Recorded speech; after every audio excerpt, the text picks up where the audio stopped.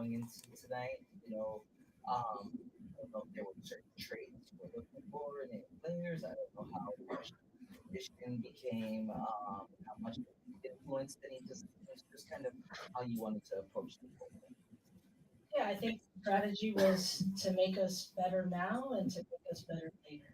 And so we went into a draft where we felt like there were some incredibly competitive players. I think we were looking for that kind of competitive core in the folks that we were targeting.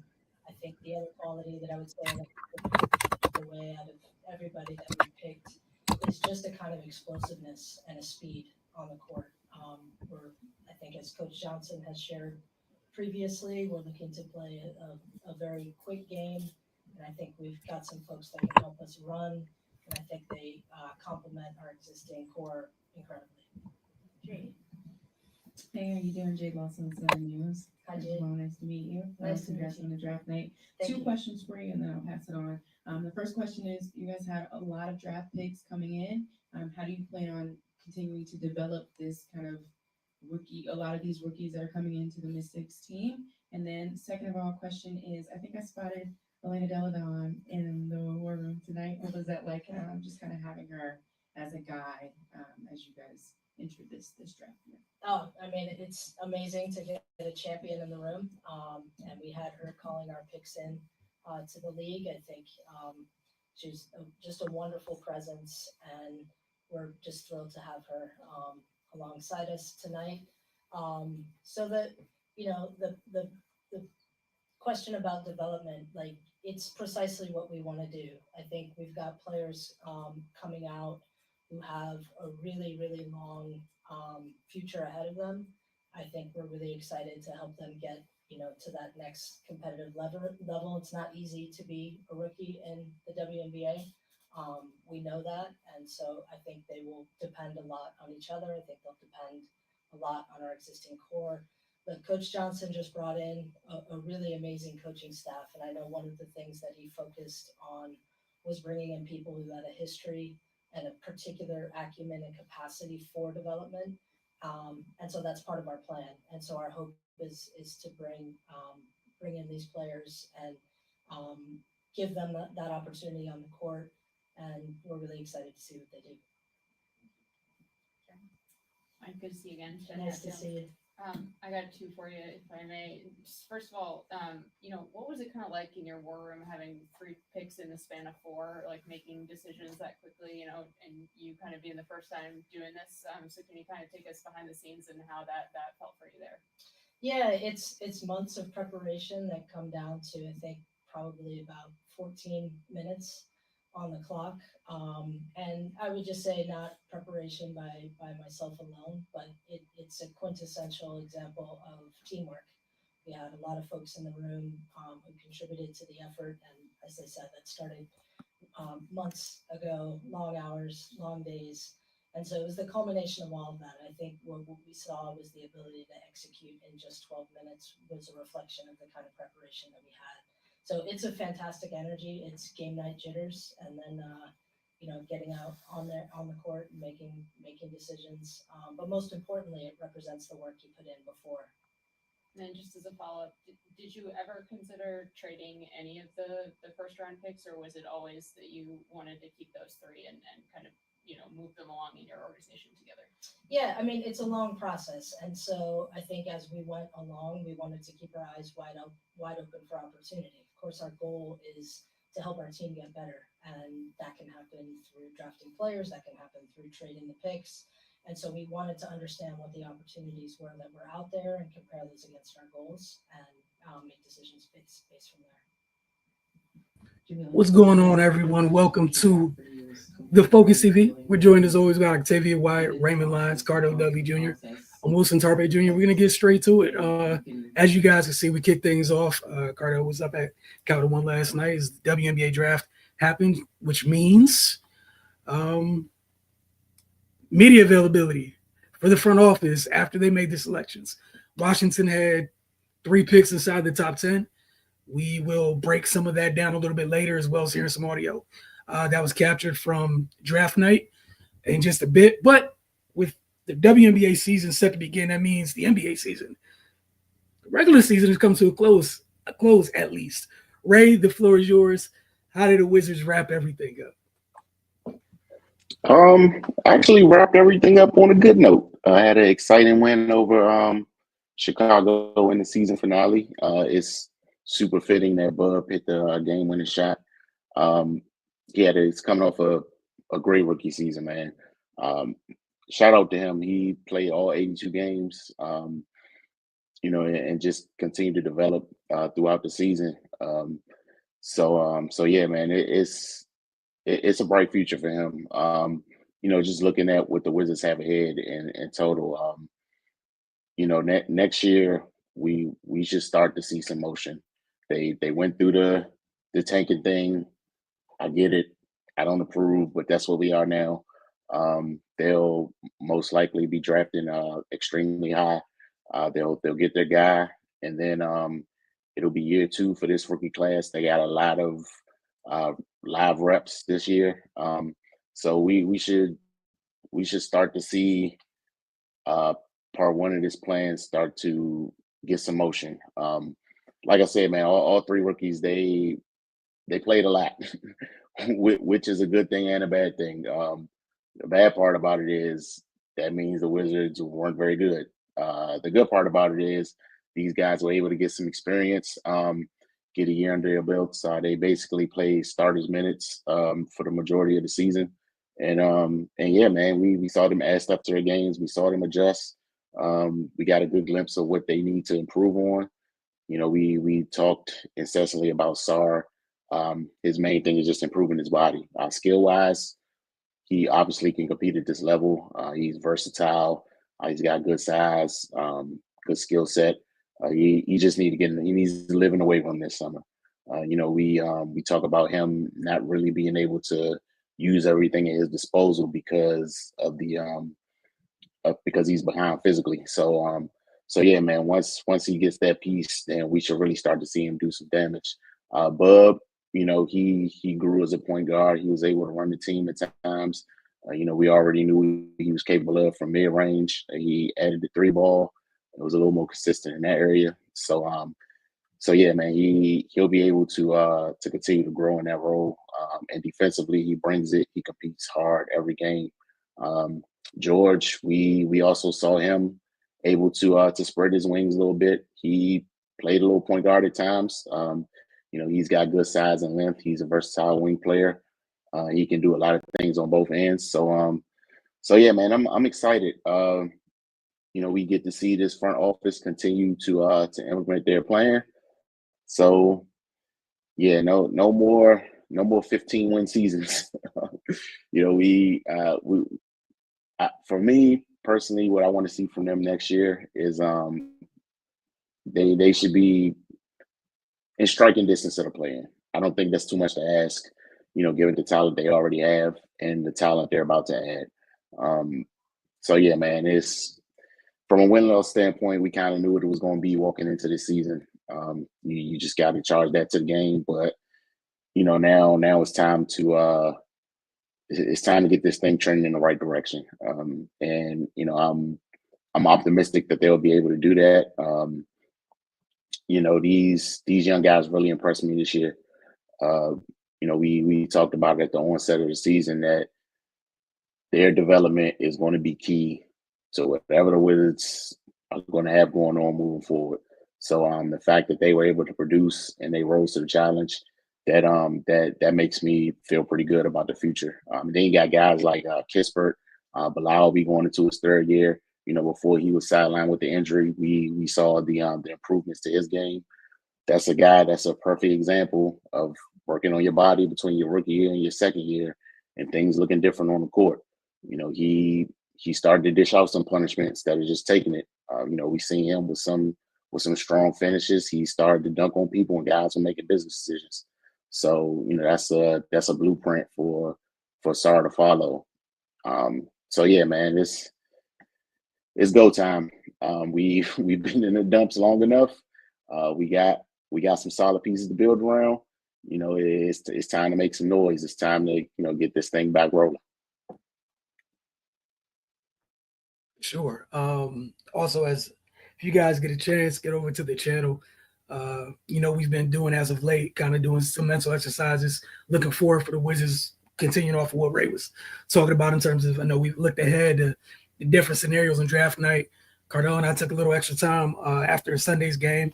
Again, hell of a shot by Bub, where, we really kind of went in depth of looking at the roster for the next couple of years, just discussing what they can, like the possibilities that could happen. So get a chance to check that out. Also got a few exit interviews up there.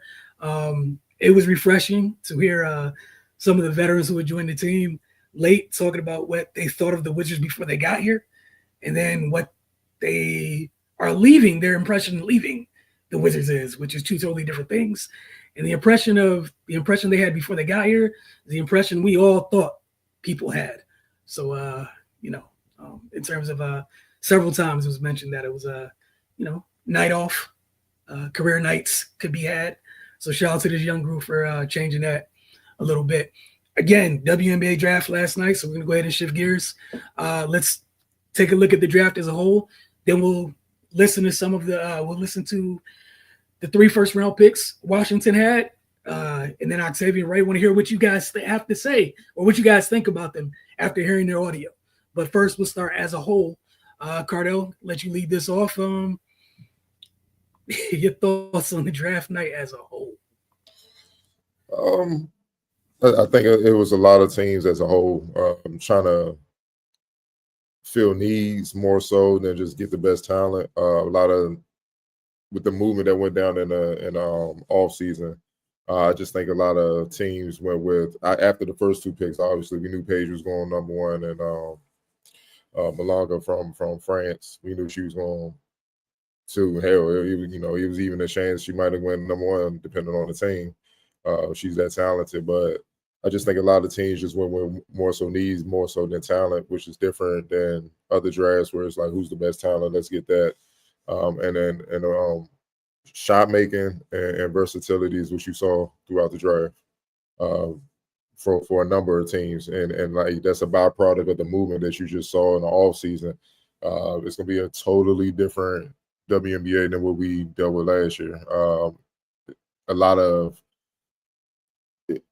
new faces in a lot of different places, man. And the main thing is, can they build the chemistry up to be able to challenge the Liberty, the defending champs, or the Aces or whatnot.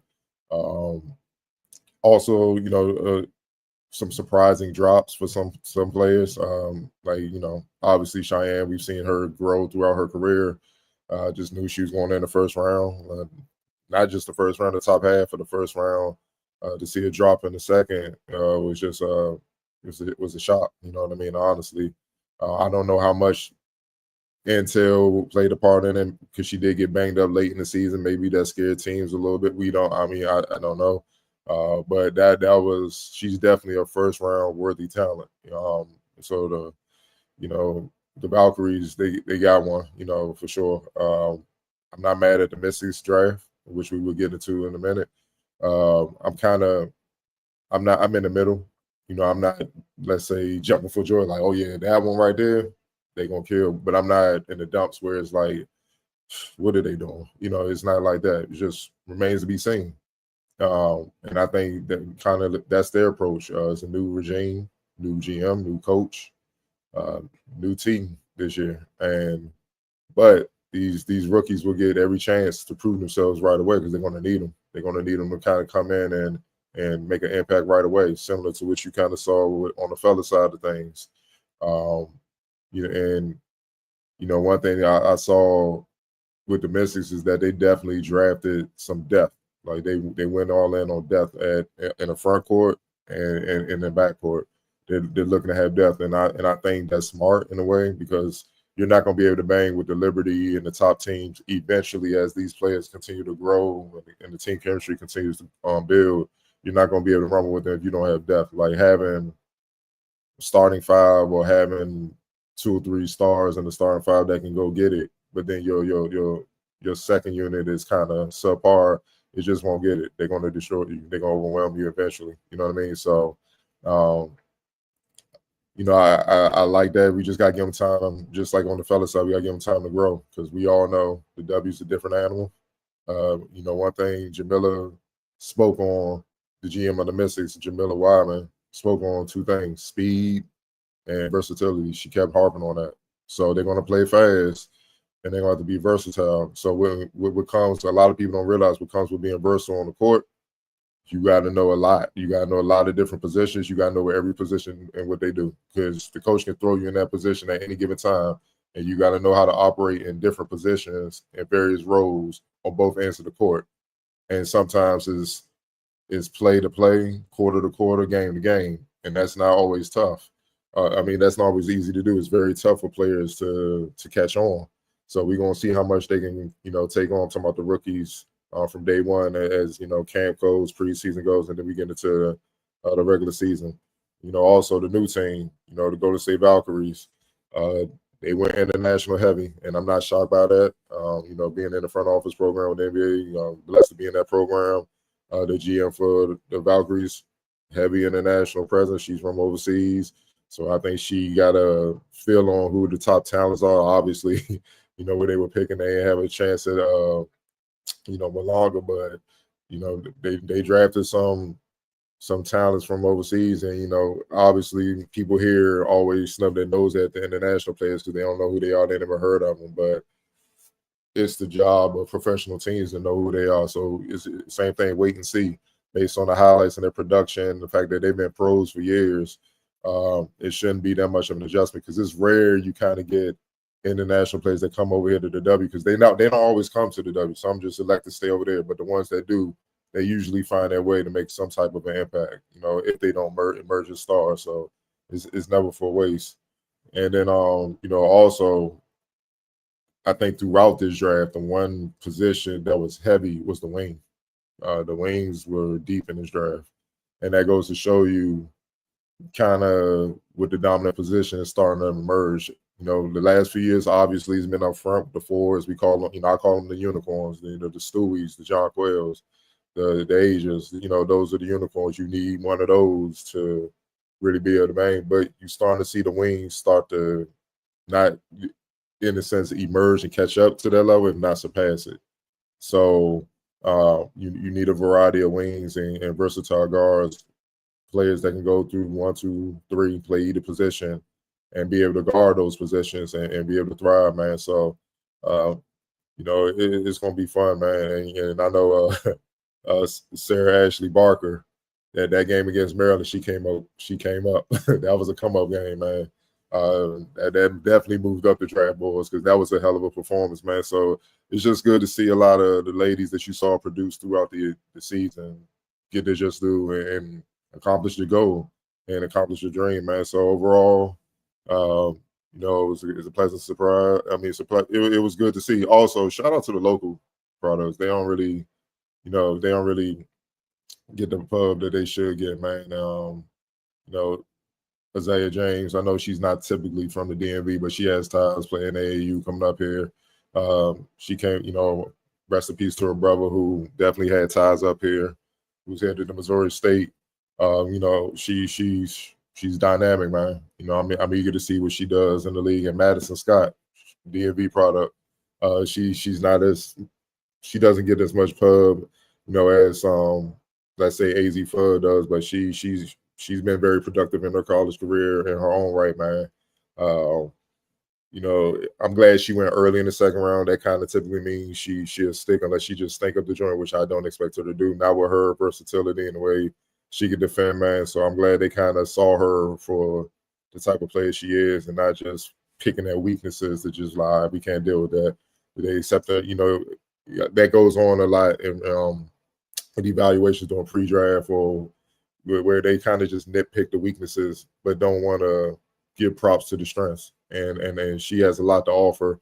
And the thing is, it's not like they can't get better. That's my thing. If you have a work ethic, all right, those weaknesses, we can make those strengths. Especially with the women's game, they pretty much play year round. So you have no choice but to get better, or you're gonna have to get another career soon. That's just how it goes, man. So, but man, shout out to them, man, for representing the area, and that should give inspiration to all the other ladies, the young girls that's coming up. That it's not just the fella size that's represented around here, man. So all in all, man, very good draft. Just time to get to work and see what goes down when the season starts. Octavia, your thoughts on the WNBA draft as a whole. And again, after we're done with this part of the conversation, we'll jump into the Mystics in depth. Yeah, I think Cardell kind of covered it pretty well. I'll be honest. I think, like he said, Cheyenne slipping was really the only thing that kind of threw me off a little bit in the draft. I don't know if a lot of people watch Maryland games. It seems like they don't. But like he also said, who knows what the reason for. We do know that she has had some injuries in the past, but she's one of the toughest players because she fights through most of those injuries and still goes out there and performs and produces. So very happy to see her, especially end up in a new situation with the Valkyries, a brand new team, where she has a huge shot of making the team.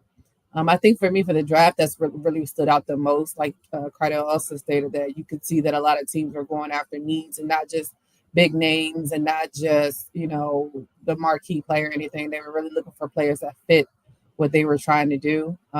And I think that in that aspect, there's a lot of opportunities for these girls to actually stick on teams. I think in the last couple of drafts, it's been kind of hard because, we talk about it. There are first round draft picks from 2-3 seasons ago from draft that aren't even playing in the league, unfortunately, just because we know how hard it is to play and to stick in the W.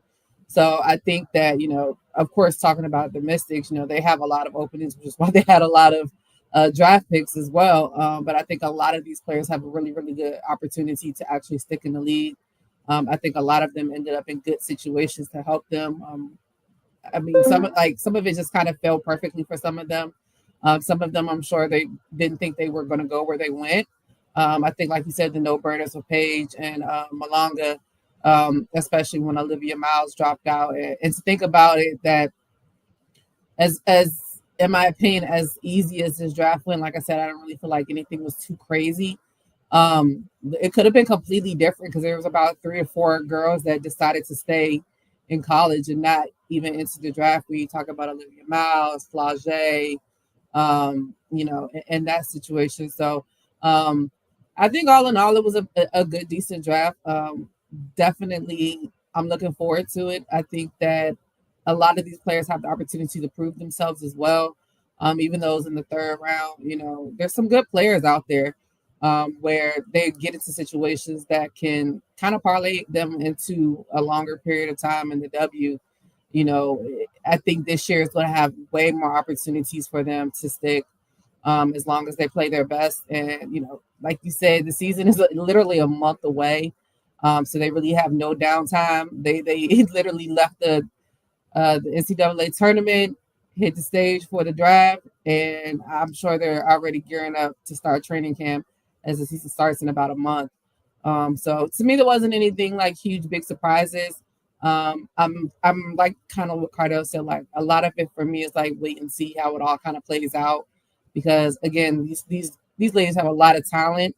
I'm just looking forward to see how it meshes with the new faces in the new places, like you stated as well, because we know in the W there's been a lot of movement going on from players who were on one team and now they're on a completely different team. So a lot of these teams are going to have new pieces mixed in with these young players as well. So just interested to see how that's going to work out. Ray, your thoughts? Oh, go ahead, Cardell. You about to jump in? It's one thing. Also, my bad. I forgot about Leala King from Notre Dame, DC born as well. She's another local product. She don't get as much pub as Citron and Miles and her dog or whatever, but she held it down inside for Notre Dame, and that's why she was a big part of their success as well. I want to just put her in that group as well. Ray, your thoughts on the draft as a whole? Yeah, man. It's always a good night, man. I always enjoy the WNBA draft. Like everybody else, I was kind of shocked to see Cheyenne fall that far, but I mean, we all know what type of player she is, so I think that situation is going to work itself out, and it's got to be exciting for her to be in on the ground floor with the Valkyrie. That's a good spot for her to be in, man. New team, it's just, of course, she's getting top-notch facilities and all that stuff. So glad she landed there. And also, I was a little shocked not to see Diamond Johnson get drafted. Um, but I mean, we all know what type of player she is, and I think if she can get into a training camp or something, I think she'll make a team. She's been dynamic her entire college career, and we've seen her be able to compete with pretty much every name at her position I was called. So yeah, man, just looking forward to seeing how she navigates this situation. But one thing that definitely stood out to me as the draft was going on and the names were being called, this draft is deep as hell. Like people, they don't get the publicity and the pub as last year's draft, but they was calling out their names and like they can go band for band if we being honest. So I'm really excited to see how these rookies translate into the W. But like Cardell said, man, and Octavia as well, all the movement we saw and teams have retooled, and this is gonna be a hell of a season, man. I can't wait. The W is trending in the right direction for sure. The last season was competitive as hell, and I think this season is going to take it up a notch. We saw what the Liberty did personnel wise. No secret, they're trying to repeat. I think adding Natasha Cloud was huge for them. And then other teams as well. Minnesota, they still going to be in the mix. They really didn't do too much, but they really didn't have to because obviously they won the finals last year. Yeah, man. Phoenix, they retool. So it's gonna be super interesting, man. But yeah, just definitely congratulations to all the ladies that had the opportunity, had their name called last night. Definitely looking forward to seeing them get to work. Yeah, as you guys all mentioned, just starting off with Shy, watching her all 4 years here. Yeah, the biggest thing, Cardell, I know we were in a group chat, you, me, and Ray, last night. Told was initially was just I wish she got to go through this year injury free to see how this draft shakes out. That said, Golden State, I have to learn how to say the young lady's name they took with the 5th pick. But you want to talk about start for the ground up, ground floor, what have you. That's a big backcourt. It's a big young backcourt, man, with 2 guards that are capable of being lead guards. Hey, man, I'm not mad at it. I'm not mad at that at all for them. That said, Octavia you guys talked about the depth and all these players. I think the other thing is I hope some of the players that were holding some of the, and I'm not saying it's a bad way, some of the role players in the league after all this movement are ready to fight to keep their jobs. This group of young ladies, I think a lot of them are suited to come in, and until they figure things out, fully, their ground floor, they're capable of taking those rotation spots. So I hope, the ladies that currently have those spots are ready. I know one name that surprised me was Thierry, who plays at Ohio State. She has a clip. I think she went in the 3rd round. If that's somebody you got in a 3-and-D role, she's going to excel. She was asked to do more than that at Ohio State. Talk about Anissa Morrow, can get after on the glass, what have you.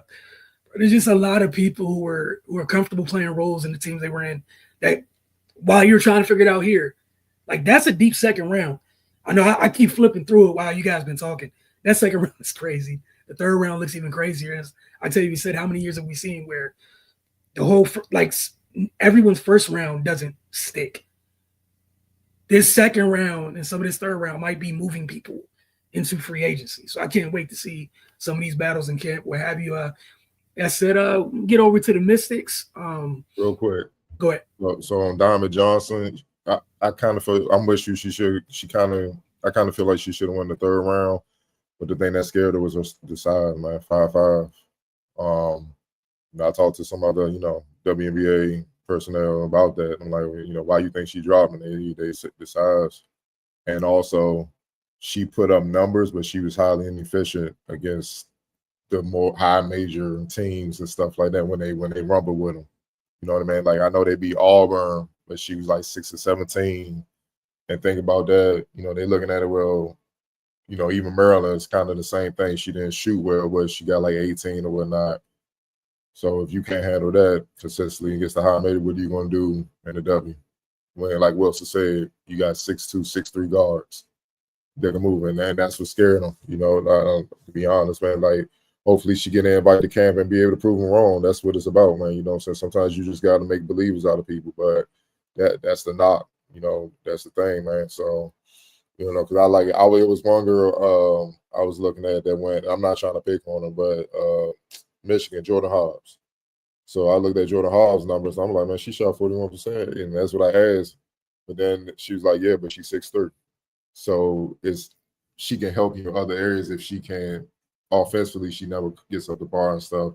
Whereas Diamond, if she can't shoot well, and when I mean be a pest on defense, Muggsy Bogues-esque, like, I don't want to dribble against her. Here, you take it. If it's not on that level, I mean, it's gonna be tough, man. It's gonna be tough, man, and that's just the reality of the pro level. It is what it is. All right, we're gonna go ahead and listen to some of the audio from last night. Cardo got a draft availability. We'll go through the 3 first-round picks, and again, I'm gonna try to play them back to back to back. And after that, I want to hear what Octavia and Ray have to think. I already heard some of it. Cardell was there to hear it live. So you guys listening, as you guys, you all tuning in as well, please do the same. We'll get this up on screen, and we'll start with Miss Citron. There we go.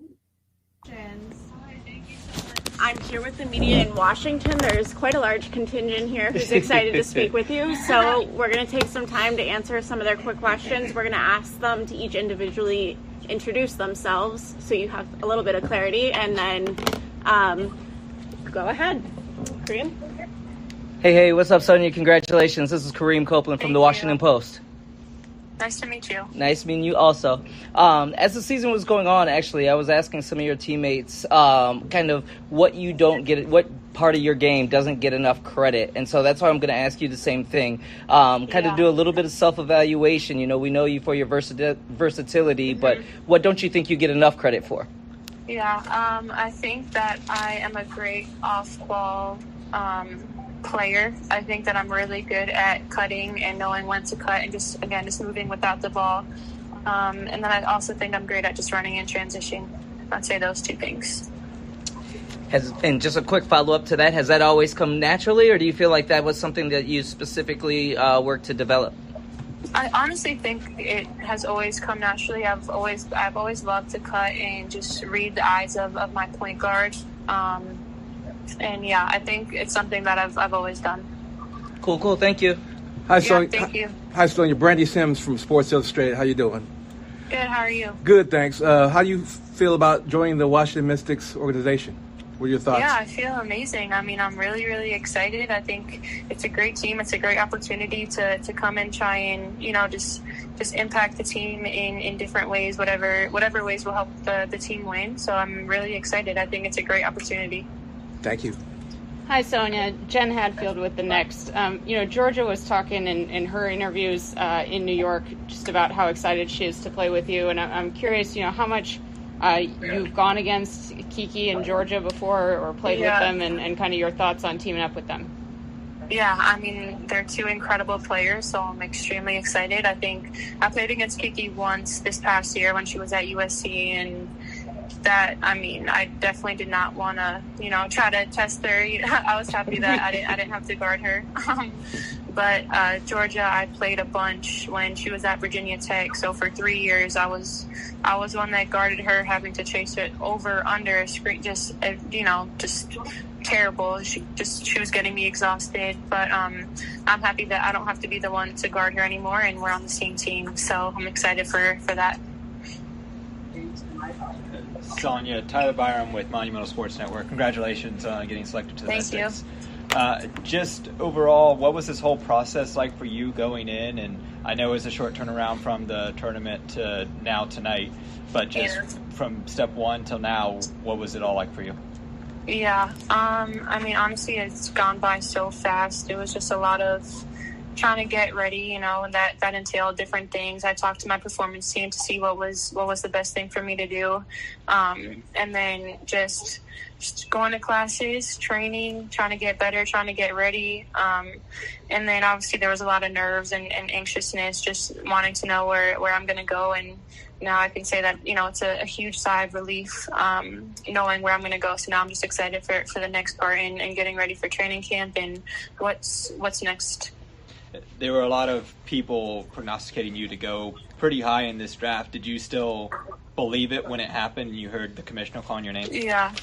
I mean, it was obviously it's nice to hear that. I don't think I really paid any mind to it just because I know that doesn't really mean anything. But obviously it was really nice. It did happen. It's amazing. I'm extremely grateful.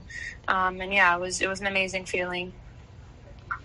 Some of your career parts with DMV Sports, you talked a bit about being excited to join the Mystics, but how does it feel to be one of the first pieces that the new leadership team for the Mystics picked in the draft?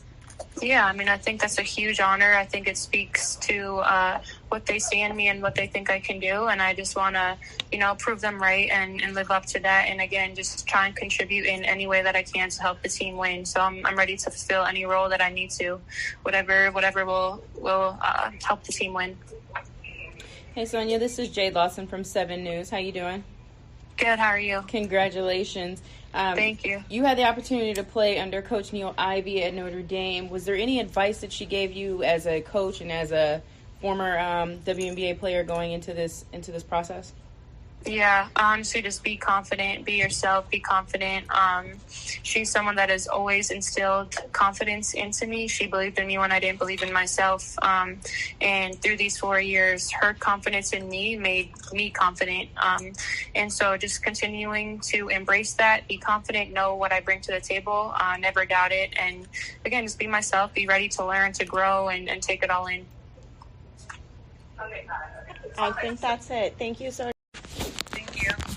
We are here in Washington with a local contingent of media who have a couple questions for you. So they're going to identify themselves and then ask their question afterwards. Okay, sounds good. Hey, what's up, Kiki? Congratulations. This is Kareem Copeland from the Washington Post. Thank you. Just a quickie, you know, you've talked in the past about kind of what you wanted to kind of get out of this last year as you went to USC. And now you've kind of gone through it. How do you think that has kind of prepared you for this moment and prepared you to be, you know, ready to enter the league? Definitely. I think the league is not going to get any easier than what college was. So for me, taking all the adversity, all the growth that I had to take in this year, kind of having a head start on that, I think will help translate in the W because I've been used to uncomfortable. I've been used to having to navigate all of that. And I think some of the biggest things that I took from this year was just honing in on the little details, honing in on what I can control, stepping up different areas of my game, such as defense and being a better leader. So I plan to take all of that to DC as well. But I'm truly excited for an opportunity for a fresh start, an opportunity to, you know, earn a spot, earn my keep at DC, and just to, you know, be in a new city. Just a real quick follow-up to that. You talked about defense and leadership. Anything else or those any other details that you could share with us that you kind of really focused on? In terms of defense and leadership? No, just other details about your game that you kind of focused on this year. Definitely. I think I was just more intentional about my pick and rolls. That's not something I really worked with in, you know, my other 3 seasons at Stanford. So this year, playing with guards who could create and, you know, kind of reading my pick and roll situations, and my rolling, and my popping, and my rescreening. So I feel like that was another area that this year was to have a greater mental IQ when it comes to basketball. Cool. Thank you. Hi, Kiki. Jen Hadfield from The Next. I'm just curious, you know, coming to Washington, joining a front court that has players like Aaliyah Edwards, Shakira Austin, Steph Dolson, just how excited are you to kind of join that group and learn with and play alongside some of those guys? Yeah, I'm super excited. You know, Steph and Aaliyah, we've been with them all weekend here at the draft, so it's been exciting to talk to them and not to be teammates with them. I'm super pumped about. And then Shakira, I worked out with her a little bit in the summer when she was down in LA, so I'm familiar with all 3 of them, but I'm excited to learn from them. I'm excited to compete against them, and, you know, I'm just excited to, you know, have another opportunity to play basketball. Not to put you on the spot, but just to follow up, you know, are there ways that from what you know about how they play, you feel like you complement them or maybe bring something just a little different? Yeah, I think they all are just very aggressive. They play with so much intensity and just are relentless when they play. So I feel like that's something that I'm going to add to and contribute to. I'm going to definitely add some of my outside shooting, plan to stretch the floor as well. But just keeping up with them, I feel like going against great players that are in my similar position will only make me better. Awesome. Thank you. Kiki, congratulations. Tyler Byron with Monumental Sports Network. Thank you. You mentioned opportunity that you have with this team. I mean, it's going to be a brand new team, new general manager, new coach, new style. What are you most excited about with having just this, you mentioned, fresh slate ahead of you? I'm excited to be a part of what the Mystics are building. What an opportunity to come in and kind of help shape the culture that we want to go to and the direction that we want to go to. So I feel like there's so much right there in terms of just being one of the first few to help us get to this vision that our GM and our coach has for us. But I think also playing with a lot of youth, like, you know, there's 2 other girls that got drafted to the Mystics in the same draft, and then they have a lot of young players as well. So to be able to play with them, I think will be super exciting. And I know this is all just happening real quick, but speaking with either Jamila or Sydney, what are maybe some of those things that you are most, like, the things that you mentioned for carrying into this year? Yeah, Coach Johnson just talked about pace. He loves pace. He wants us to be able to score in the first 8 seconds of the shot clock. So I feel like that's something that I'm definitely going to bring is my motor. I'm going to run that floor. That's one thing I know I can do. So I'm going to make sure I run that floor and just bringing in my defensive intensity. That's something that we talked about when we were doing interviews, was just making sure that I'm, you know, staying with that. That's something that they noticed from me at USC, that I improved defensively and switching on to guard. So he definitely told me to make sure I bring that with me when I move to DC. Any other questions for Kiki? Kiki, going a completely different direction, but can you tell us the inspiration for your outfit tonight? Yes, so my outfit was designed by a Nigerian designer. Her name is Nneka Alexander, and this is something that I've been dreaming about. I was like, draft day, I'm going to do something with Nigeria, whether it's fabric, designer, something. So I really wanted to work with her so that I could kind of showcase a piece of my culture on like one of the biggest days of my life. And then I also used some Nigerian accessories to complete the whole look. Great. Thank you so much.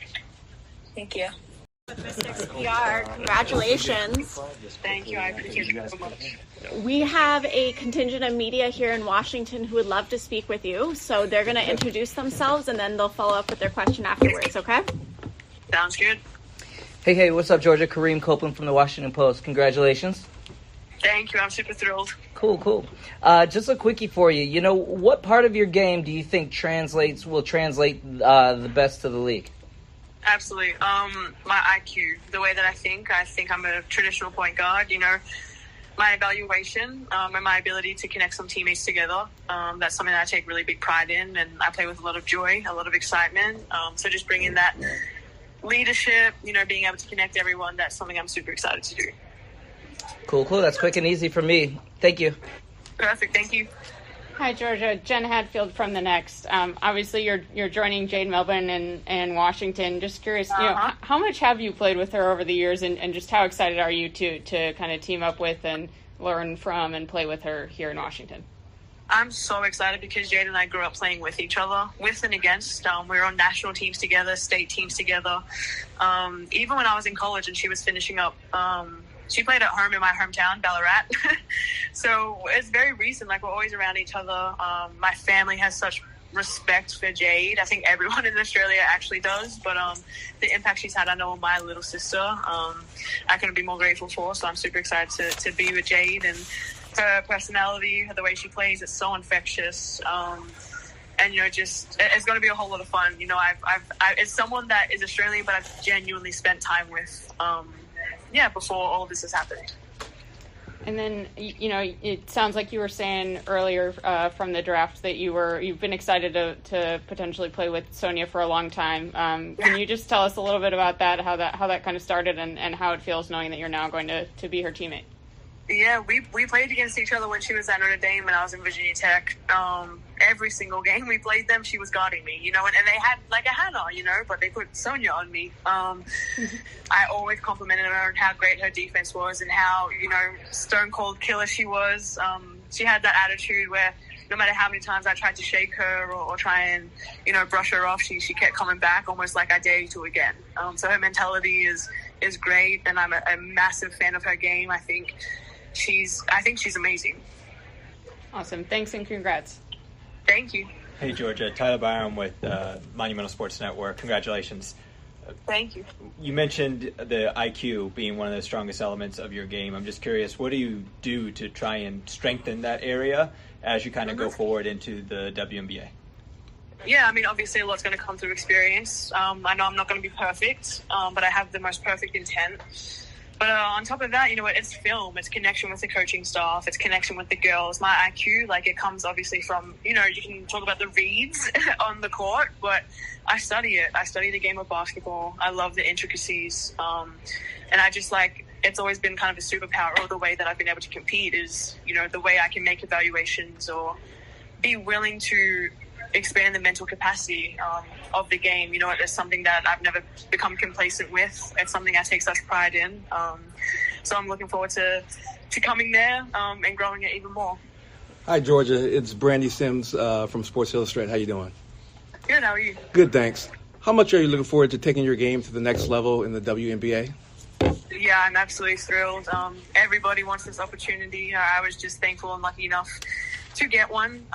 So now it's up to me to make the most of it. And, I'm just so thankful and blessed, and I can't wait to push myself and put myself in the best basketball environment there is. Thank you. Hey, Georgia, it's Jade with 7 News. Congratulations. Thank you. Really quickly, thinking about how far you've come from Australia to Virginia Tech to Kentucky, now to WNBA draft night. What's that been like? What's the moment been like for you? It's been so massive. I think you have a little bit of reflection about how much it took to get here, and everyone's stories is different. But I love that every opportunity, or majority of the opportunities that I've been presented, I've made the most out of, and always found the silver lining. So I guess that's why my feet are where they are right now. That was all three. That was all three young ladies that were selected in the first round. Washington did still have 2 more picks that they made. Later was Lucy Olsen and Zay Green. But Octavia and Ray, your thoughts on what these young ladies had to say, and if you had anything to add to the selections as a whole. And then Cardell, if you had anything to add, just jump in after Ray. Oh, me first? Yes, ma'am. Oh, my bad. No, I will. First of all, I like to applaud that you can tell these young ladies have gone through media training. So, number one, off the back, I appreciate it because they ain't get out there and say nothing crazy. So yeah, I mean, I think they all had great things to say. I think they all seem very self-aware of themselves, which I think is always a great thing. Like they all pretty much know what they do well and what they want to bring to the table. I think they all are correct in the fact that they have been afforded a pivotal opportunity to kind of, like we talked about with Cheyenne getting in with the team from the ground floor. This is kind of the same thing in that aspect. Granted, of course, the Washington Mystics have been around. But again, like we stated earlier, brand new coach, brand new GM, pretty much all of the vets are gone. It's going to be a youth movement going on. And I think all 3 of these young ladies have a good head on their shoulders. I think they have a great work ethic. I think they all have been fortunate to also play for really good coaches in their collegiate careers as well. And I think that will also help them translate their game to the W. Again, like Cardell kind of said too, like I want to see it actually all get put together. To see, like, even listening to Kiki talk about, playing with the likes of Steph and Aaliyah Edwards. Aaliyah Edwards is looking to take a bigger jump this year, and Kira, I like to see her in the mix with them. Like, I'm excited to see that. And I'm excited really to see I feel like we all kind of have a thought of what the Mystics' goal is or how they plan on playing. It seems like they're going to play pretty fast. So I'm excited to see, it all kind of come together, and it's going to come very quickly, as we know, a month left until the season starts. But yeah, I'm excited for all 3 ladies. I'm hoping that they all stick, and I'm hoping that it all works out well. But yeah, that's pretty much all I got. Ray, your take from the young ladies' first media availability. Yeah, man. I mean, they just sound like they're ready to get to work. But like Octavia pointed out, the opportunity's there.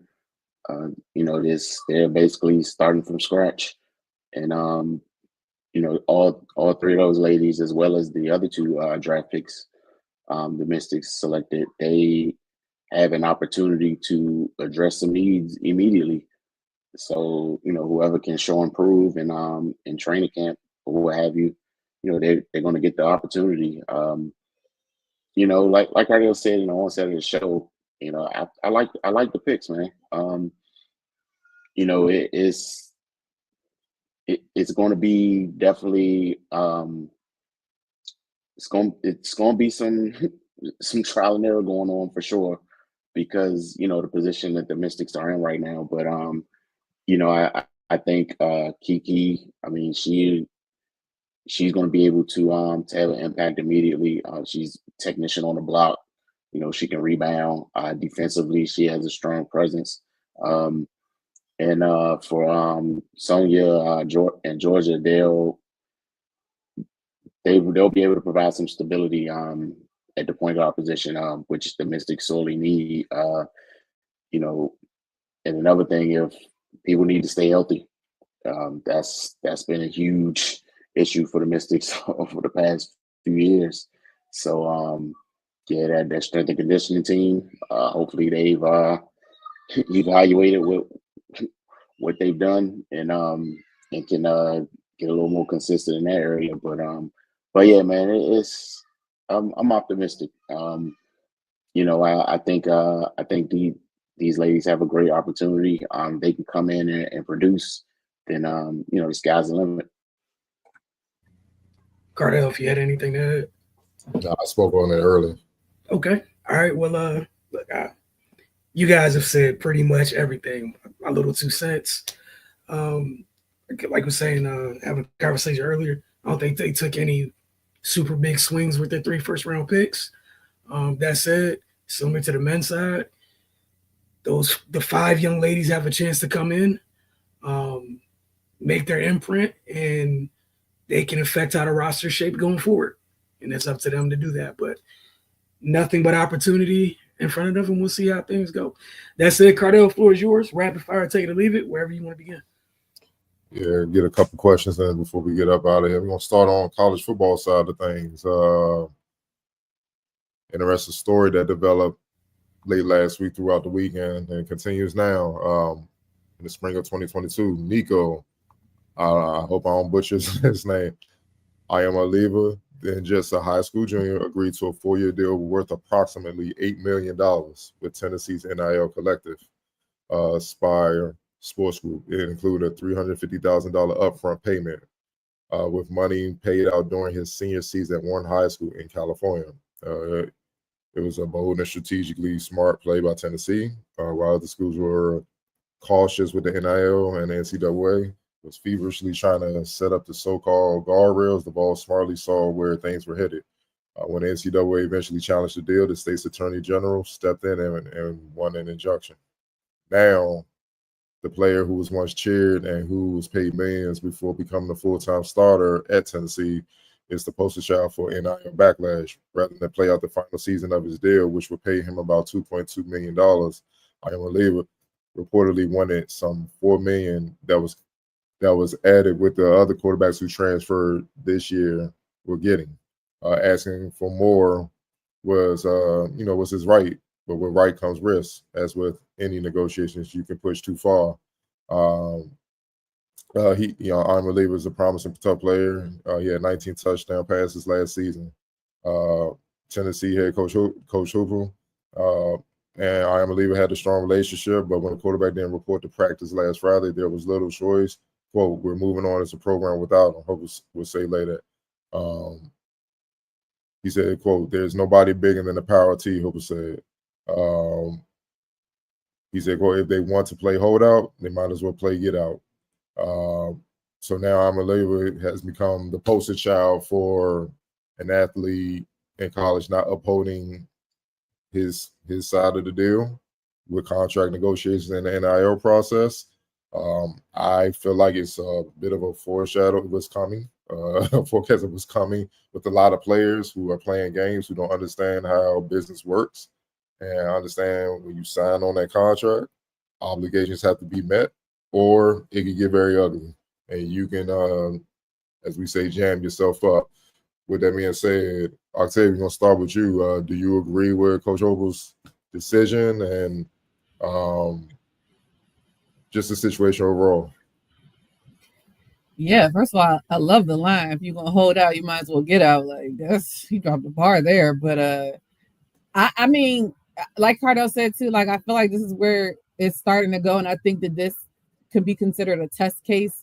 I feel like depending on the outcome of how this is going to go, it can shift the direction in one way or the other. I feel like if a lot of players see this happen and it don't go too well for my man, a lot of them might rethink it. Now, of course, not all of them, but if he ends up getting what he wants, that's what scares me to make me think that more players are going to try their hand in this situation. I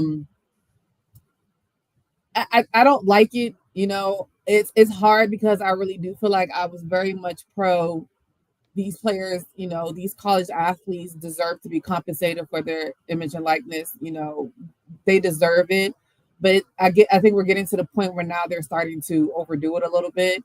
I think it's also difficult because, yeah, they see coaches are able to move in and out and demand this and demand that, but then I don't think they realize that they're not the coach, they're the talent, and that sometimes you can't always get the same thing that everybody else gets. And I mean, granted, I don't watch Tennessee much, so I can't speak on his play specifically. But some of the things I read was, you know, it's kind of hard when he's not even a top 10 quarterback in the SEC, who is trying to stranglehold a university for more money. So it's a sticky situation. I think this is also showing precedence and showing a test case where they need to start putting some ramifications or some rails on all of this. Like you said, like this is like the tipping of what can happen in collegiate sports. As you see, like this one case is not, I don't want to say started an uproar, but started a lot of discussions and debates about how this can actually go if somebody else were to do this and it was to continue on and continue on and continue on. And I think this is what a lot of the old guard, as far as the older coaches, were worried about. You know, not even just in football, but of course we know in basketball as well, or any top, you know, collegiate athlete or collegiate program that is a big revenue for said school. So I think it's a very sticky situation. I hope some of these players keep a head on their shoulder and realize that you're potentially putting yourself in a situation where now you have nowhere to play. I mean, spring season is almost over. What are you going to end up doing? Are you going to end up trying to get somewhere else where now you might possibly not even play? Are you going to be making less than what you would have made had you just stick with your commitments, you know, and do what you need to do? So it's a tough situation. I am interested to see how it all pans out. I think that I had heard some rumblings that maybe North Carolina was interested, but I think they already put that to bed where they're not even going to touch the situation. So it'll be very interesting to see where he ends up or not ends up. Right. Yeah, man, I think Octavia categorized it perfectly. This is going to be the litmus test. You know, depending on how this works out, yeah, I think it's going to dictate, you know, how this goes moving forward. You know, I'm with the university. Like, dude, holding out in college, like, where are we right now?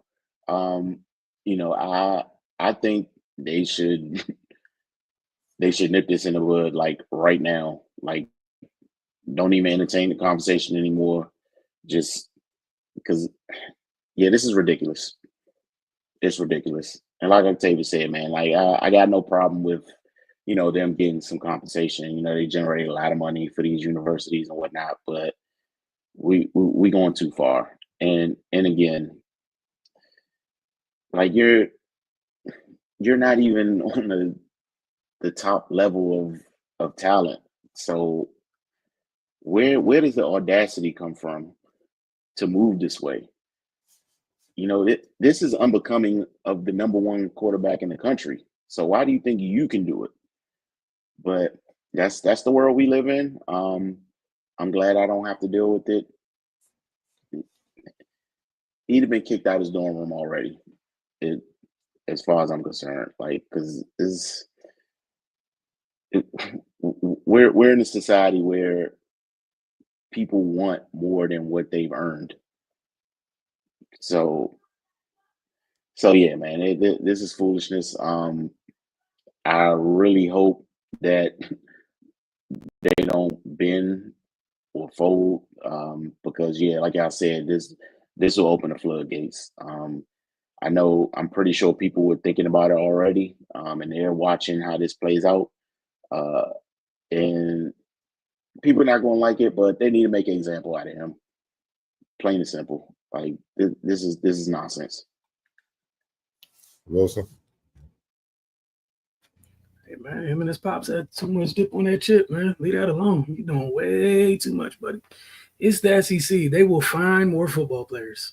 Just that is the wrong conference for this nonsense right here, sir. Think about it. You got your money, then they pay 2 more people who are in competition with you. That should let you know right there. They don't have a money issue. They didn't even feel super comfortable about the money they gave you. They doubled down and paid 2 other quarterbacks behind you. Brother, what are you doing? You think the coach was about to be upset? They probably feel like they didn't get enough return on their investment from last year. That's it. I didn't think he should have chosen Tennessee to begin with. But again, this goes with those decisions. People make decisions and think that you don't have to stick to your decisions and no consequences to your decisions. One, I think it was a poor choice for where he wants to go, which is the next level. I don't think Tennessee's offense is great for him. 2, that's it. You didn't have to choose Tennessee, but you and your team or whatever probably saw the bread, got what you wanted, you're stuck there. So you signed what you signed. There's no cutting it up and renegotiating and everything else. What are you doing? Just what are you doing? And this is football. This isn't basketball. Football is known for just let you be the person that everybody's sick of, or you represent the thing that everybody's sick of. They're just gonna leave you out in the wind and let you see what happens. Like, think about it, right? No one in the country wants you. People should have been knocking down your door, but think about what you just did. Cardell, you mentioned you had, what was it, the governor use an injunction to get you paid, and you acting out. Oh, you tripping. Them boosters probably calling everybody they know. Nah, not him. Like, what do you? It's just crazy. Like Ray said, you didn't. It's not even like you came in the SEC and set the world on fire. Bro, chill out. You should just went back to work, cooked this year, and then maybe, let the school be like, hey, let's give you a bonus or something. But what are you doing? It's just crazy. But again, like I said, someone always wants to be an example, right? Congratulations.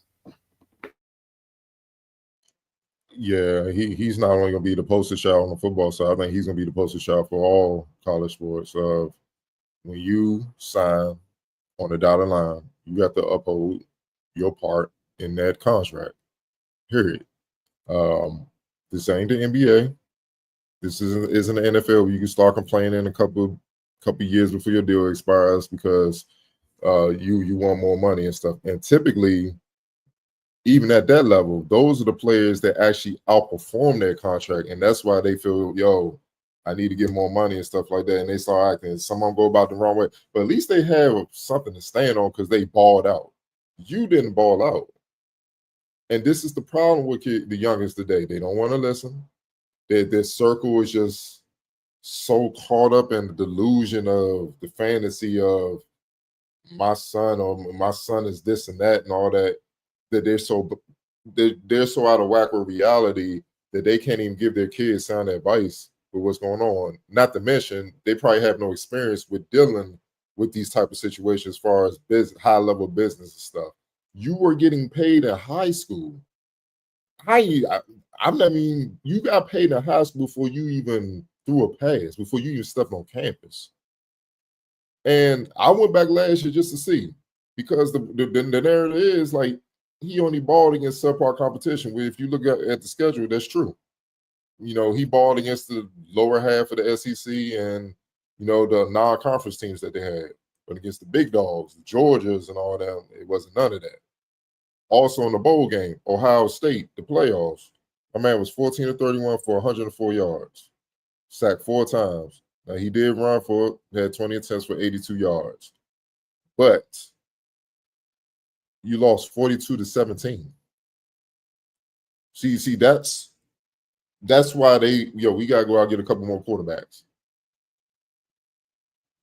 Because at the very least, if you was that dude, we just gonna be in the shootout. If our defense can't stop them, we just gonna be in the shootout.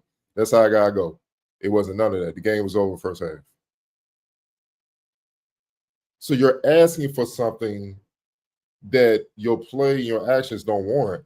And it goes back to the Michael Jordan interview back when I was in college. When they asked him, he said he feel like the kids are receiving things that they haven't earned. And he said he didn't want to come off as a bitter old school type of guy, but he felt like the game was being cheated because of the kids being rewarded from the efforts of players and what they did prior to them coming in, and they're cheating the game because they're reaping the benefits off of what other players prior to them did. It's as simple as that, man. Like he said that, and people gave him backlash like, Jordan, man, you retired, you old school and all that. And look at this reality we're in now. Look at this. Look where we at.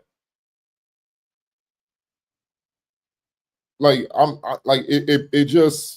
it's like, what world are y'all living in? And again, what's making me concerned is this in the future generation, they're gonna be in the workforce, and they really think the world moves like that. Like you could just switch jobs at any time. It don't work like that, man. Like you don't get hired when they see you have a frequency of moving and getting a job and quitting. They don't hire you. Then you're gonna be unemployed and wondering what happened. Whatever happened to integrity and just being a man of your word, bro? I get some coaches, some programs are dirty. Believe me, I've not heard all the stories, know of them, some of them. But it's not everybody. You can't just, it's not a broad blanket. You can't just say everybody's a part of that. That's just the whole system is grimy and stuff like that, because everybody's not. And who cares? 2 wrongs don't make it right. You should be moving with integrity. That's part of being a leader. So how you gonna be a leader? And that's why it's easy for him to cut you, because it's like, 1, you tripping off asking for more money when your play don't warrant it. 2, as a quarterback, I need you to be my leader. You ain't being a leader right now. You're being selfish. So there's literally no reason for me to hold on to you. And if I did hold on to you, this is gonna start a trickle-down effect. I'm gonna have the wide receiver coming and asking for money, the offensive lineman asking for, holding out for more money, my best linebacker, my best safety, my best cornerback. It's gonna be a trickle-down effect. And the bottom line is, we didn't win the SEC, we didn't win the national championship. What the hell are y'all coming in here asking for more money for? The only team that should be, players that should be doing that, the national champions. They have the right to go in the office, and that's if they ball, and played. The guys that produce, they should be going in there and saying that type of stuff. But once you sign on the dotted, man, you got to hold up your end of the bargain. And far too many people and players in college are just allowed to get away with murder. And this is about to go down. Like they about to start putting in little writing. If you don't do this, if you don't have these type of stats, if you don't go to class, if you late for this meeting, I'm taking the money. Like the audacity, man. It's like, what do we, I'm afraid of the future, bro, because this stuff about to be crazy, man. Like I've just never seen this. 4 million, man. Like, do you know how much money that is, bro? Like I'm just never, like, you got kids that didn't even play. They don't even have stats. Asking for $1 million. Like asking for, like, you didn't even do nothing. What the I wouldn't even give you $5 to play on my team, bro. Like, who are these people telling you that you worth that, man? Business 101, I keep saying, you can't make demands until you're in demand. If no one's demanding for you or putting out a demand for your services, chances are you're not that good. Or you're not as covered as you think you are. And you set yourself up for failure, because what happens if this kid don't get picked up? Because now, just like players talk, coaches talk. So I'm pretty sure indirectly they like, we ain't mess with him. It's probably a whole conversation going on amongst coaches. Leave him out there. This is gonna check everybody else for us. Because see, now players be like, so what they do. So what they having the quarterback with homie in Tennessee? Nah, man, just go ahead and play out, bro. You don't want that. Because now he possibly could be without a school. Now next year he gonna be asking just to get a scholarship. He gonna be playing for free. Or the worst case scenario, what if you don't get picked up ever again? How you gonna get your education unless your family got money? This messes up your NFL prospects. It messes up a lot, bro. This is where these players have to understand there's always another you coming down the pipeline, and the coaches know that. So you can act a fool if you want. It's better just move in integrity, uphold your end of the bargain. Hell, ball out so much where the fan base is going to the coaches like, yo, you need to pay him more so he don't transfer. Let other people say that. Let the coach come to you. These are, man, it's gonna be a lot of rude awakenings, man. There's gonna be a lot of kids left out in the cold, and then they're gonna be saying politics. They're gonna be bitter and stuff on these creating podcasts, complaining like, "Nah, you messed up. You thought you was better than what you was, and the world showed you wasn't ish." Simple as that, man. Well, we gonna move on, man. Last question, man. Then we gonna get up out of here. The NBA, the drama in Phoenix, man. Drama in Phoenix, man. Per NBA insider Chris Haynes and Phoenix radio host John Gambardoro, Mike Budenholzer asked Bill to model his game after another superstar sacrifice opportunities for the greater good Drew Holiday. Holiday went from the Milwaukee Bucks' second leading scorer to the Boston Celtics' fourth highest scorer, 23-24. Instead of complaining for a lack of touches, Holiday maximized his opportunities while focusing on impacting other aspects of the game. It's the most recent examples of a star player accepting the lesser role in order to win, and it worked out as Holiday earned his second ring with Boston last spring, along with another gold medal in the Summer Olympics. Brad Beal, who averaged 17 points per game this season while making $50 million, was apparently displeased by this request. Haynes reported it was not well received. Quote, lead sources told me early in the season, Coach Budenholzer met with Bradley Beal. He told Bradley Beal he wanted him to be Drew Holiday of this team. Holiday is a player who might become a Hall of Famer, but you got to understand when you're talking about Brad Beal's caliber, it wasn't well received.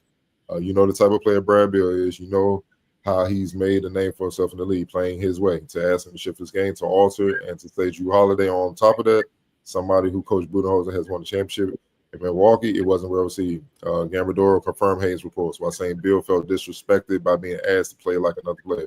Quote, I know about this story.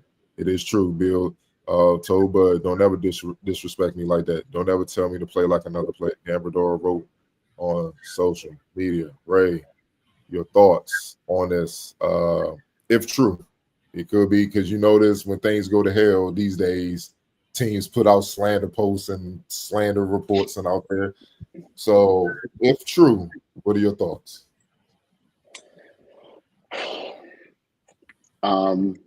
Yeah, Coach Bud should have known better than to ask Bill to be that impactful defensively in the first place.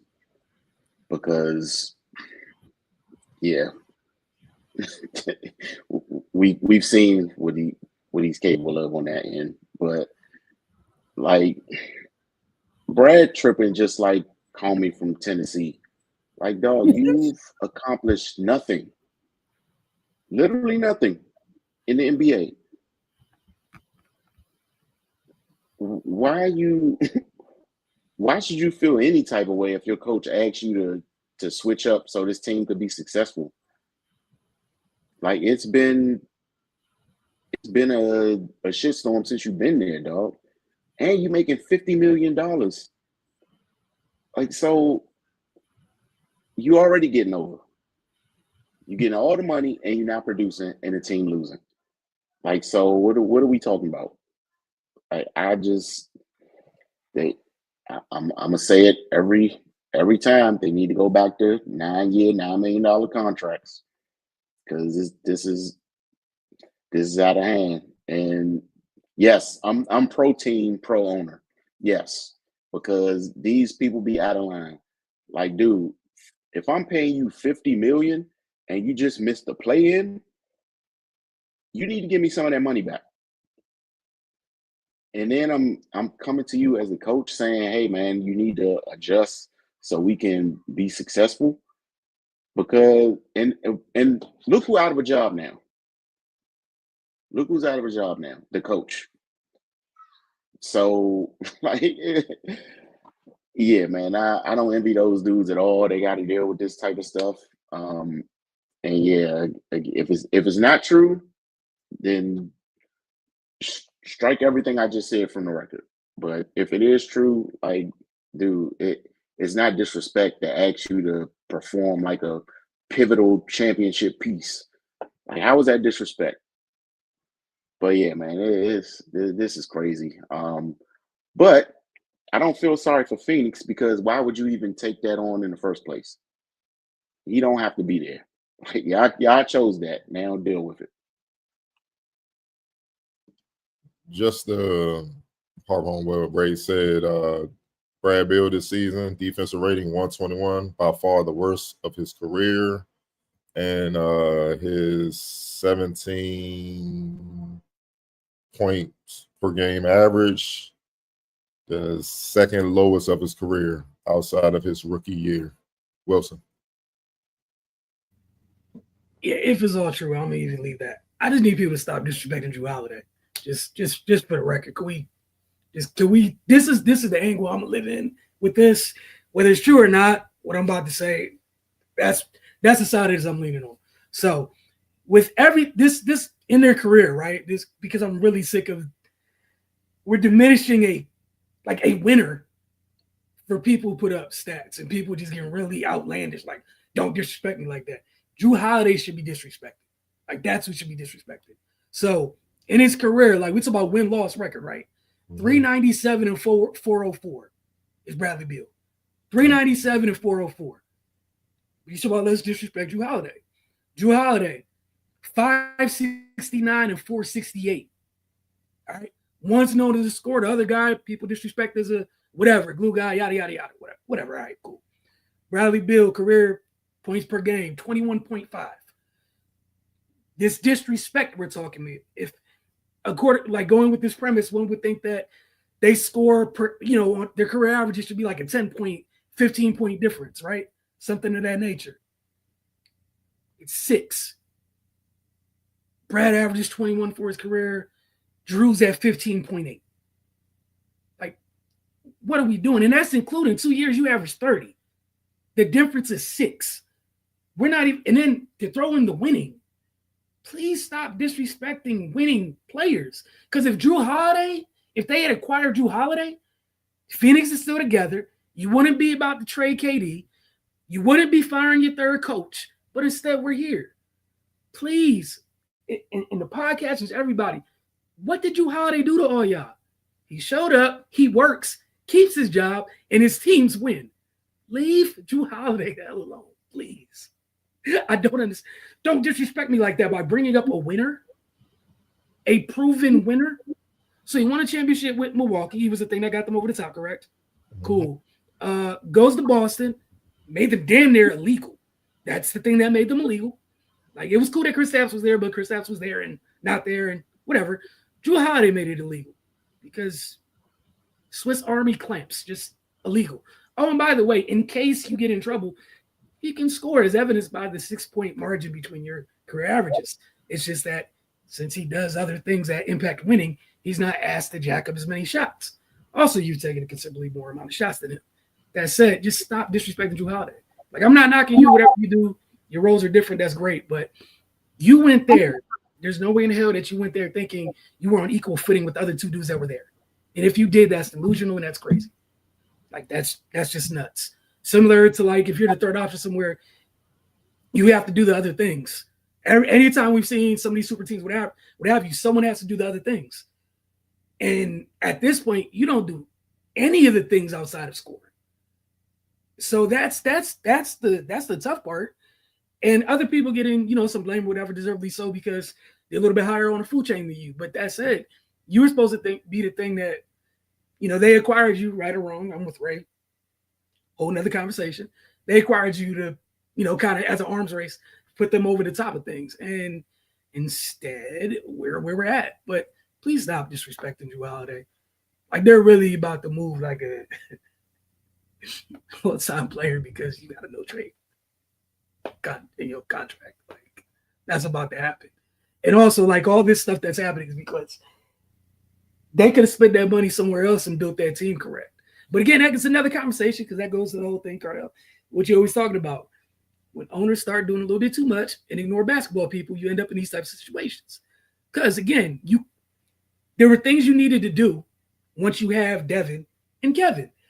You chose to find a way. You chose option 897, and there were 5 options on the page. I don't know how you got there, but you found the worst things possible, and then you doubled down on them, and you're here. But if it's true, that's crazy. Whether it's true or not, I don't even care. Just how we it's disrespectful to ask you to follow the steps of a 2-time champion who he coached. Like 6-time all defensive player too. 2-time all-star. And also, like, the reason maybe he asked you, like, maybe he take that role is like height-wise, weight-wise, y'all got similar builds. Obviously, Drew's a different dude, as evidenced by the winning impact or whatnot. But yeah, dude, like that's what would your role was going to have to change to be there. And yeah, I'll just leave that there. That's crazy. Octavian. I mean, I think you guys covered it very well. But Bradley Beal should wish he could model his game after Jrue Holiday. Like he should hope and pray for it at this point. If only the reason of durability at this point, because half the damn time Bradley Beal's not on the court because he's injured. Jrue Holiday is very rarely injured. I think this year probably was the most he was ever injured, and it was a finger. So he should wish to do that. I mean, I'm sure Giannis wishes he still had Jrue out there with him as well. It doesn't, if it's true, again, like you guys said, let's put a disclaimer out there. If this is true, it's par for the course. Like I personally always thought, not always, I take that back, but I felt like in his latter years, he's starting to feel like he's above the fray. And it's just not, it's not producing on the court. Like you already covered, Jrue Holiday. I mean, even with him taking a quote unquote back seat, he has, like you said, 2 NBA championships, 16 defensive all player. I mean, you already laid out the stats. He's won 2 gold medals, I believe, or maybe one in the side. I can't remember the other one. I mean, he's hella accomplished. So to me, it's just his ego as well, just to be like, I'm Bradley Beal. Like, what do you mean? Like, that's how I feel like it probably came out. On the other side of it, Budenholzer probably should have never asked if this is the only other guy in the league who has a no trade clause for whatever reason. Of course, he wasn't going to like that. But yeah, here we are again with the Phoenix Suns. Again, like you said, firing another coach, having to go through this all over again. Devin Booker just sitting there twiddling his thumbs at this point, wasting a good prime of his career. Yeah, of course he has individual accolades, but he's nowhere near ever winning a championship at this point. And it's just I mean, I know you guys said it's a different story for a different day as far as the franchise and it's on its own right. I mean, the owner and himself, like the things he said out his mouth the last couple of weeks and months, doubling down on situations. I believe he said it's like 29 other teams in the league that wish they were in their situation. I literally laughed very, very loud when I heard that. Nobody wishes they were in your situation, sir. Trust me. Nobody thinks that at all. But yeah, I mean, again, Jrue Holiday gets the short end of the stick a lot for players who don't play like that. Like you already laid out also his defensive numbers. He don't play like that. He's trying to be a finesse player.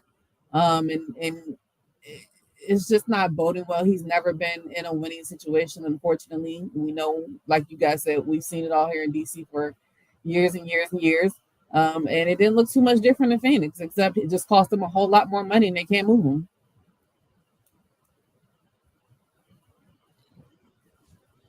Jrue Holiday's offensive rating this season, 121, defensive rating 113, winning player.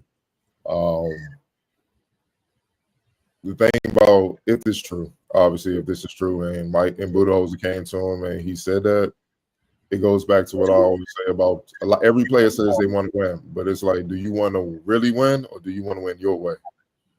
And most players want to win their way, and that's not. That means you don't really want to win, because if it don't go your way, then what?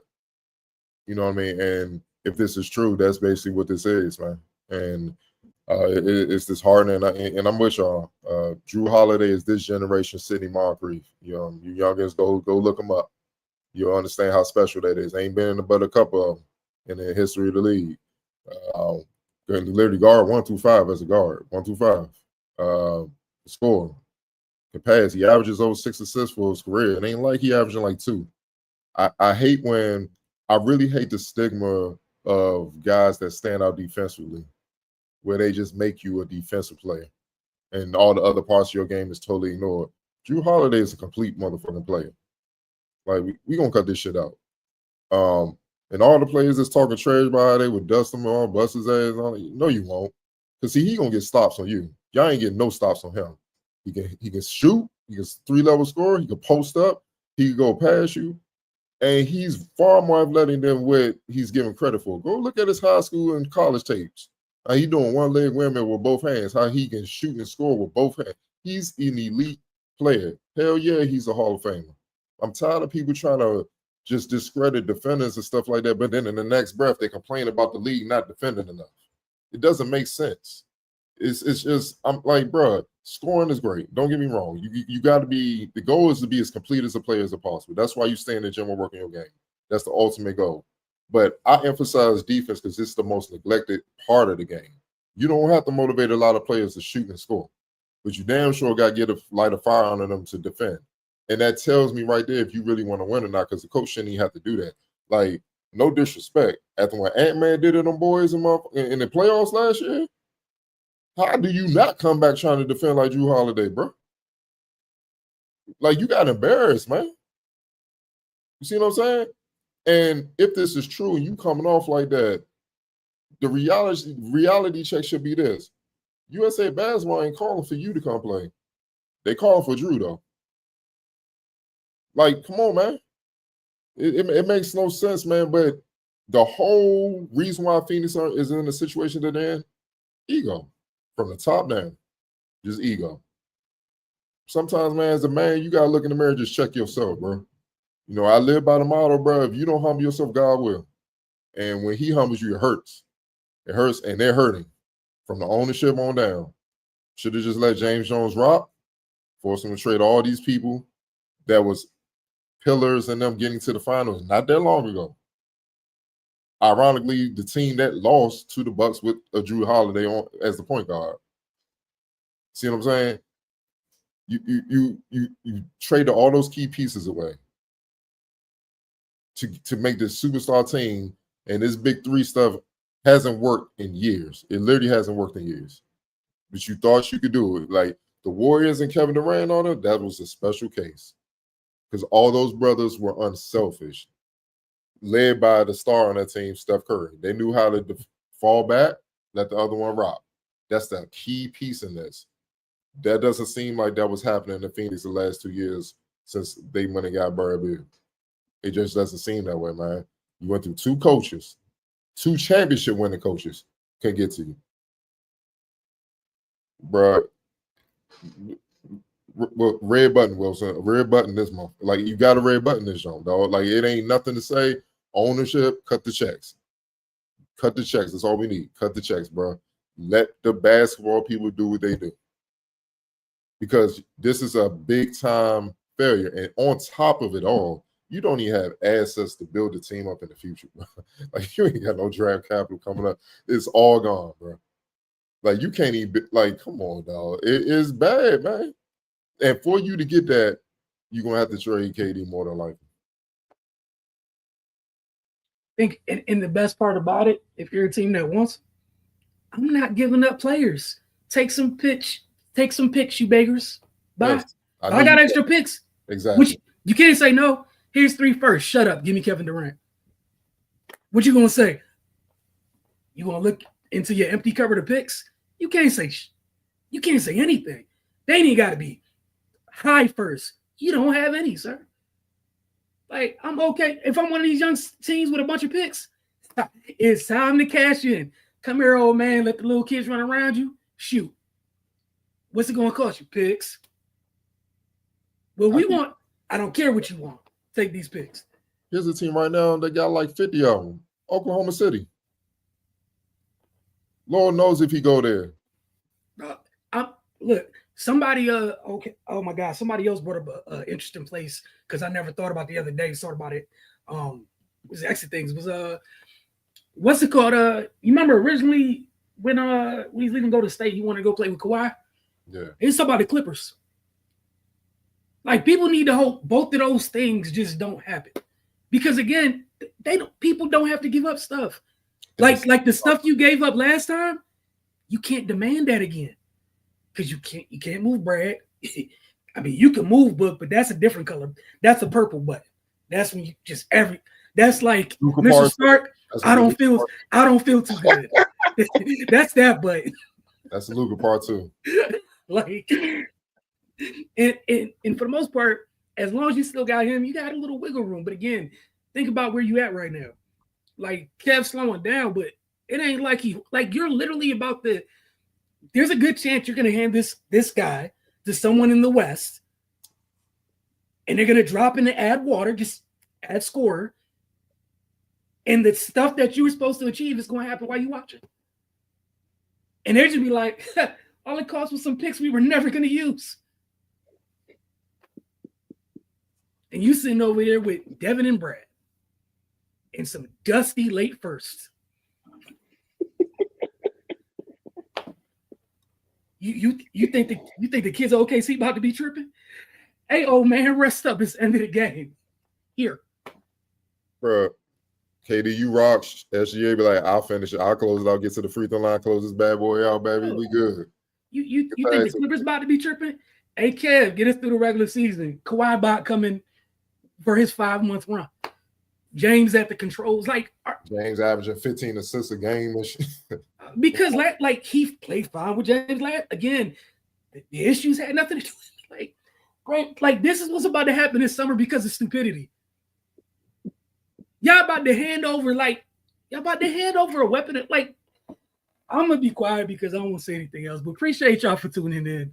But again, this is a great example of what happens when people owners do too much.